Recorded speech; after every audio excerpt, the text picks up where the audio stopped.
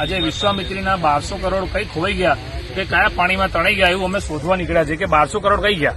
એ 1200 કરોડ રૂપિયા વડોદરાના સાંસદના ખિસ્સાના રૂપિયા નતા કે વડોદરાના ધારાસભ્યના ખિસ્સાના નતા, વડોદરાના મેયર, ડેપ્યુટી મેયર કે ચેરમેન કે ભાજપના કોર્પોરેટરના ખિસ્સાના પૈસા નતા, પરંતુ વડોદરાની પ્રજા જે પરસેવાના રૂપિયા જે વેરો ભરે છે એ વેરાના રૂપિયા હતા જે 1200 કરોડ પાણીમાં તણાઈ ગયા છે. નદીને પહોળીને ઊંડી કરવાના નામે શું કામગીરી કરી, પ્રી મોન્સૂનના નામે શું કામગીરી કરી. ગયા વર્ષે વડોદરામાં આ વડસર ને કોટેશ્વર ગામમાં આ સ્થિતિ હતી, આજે ફરી આ છે. તો તમે કામ શું કર્યું, શું વિકાસ કર્યો? વિકાસ ભાજપના નેતાઓનો થયો અને સ્માર્ટ સિટીની વાતો કરનારા સ્માર્ટ કરપ્શન કરીને પોતે સ્માર્ટ થઈ ગયા. પણ વડોદરા શહેર ત્યાં કોટેશ્વર ગામ નવનાથ મહાદેવનું એક મહાદેવ, અહીંયા કોટેશ્વર મહાદેવ છે. તમે જુઓ દર વર્ષે આ સ્થિતિ છે. અહીંયા ખાલી એક નાનો બ્રિજ બનાવવાનો છે.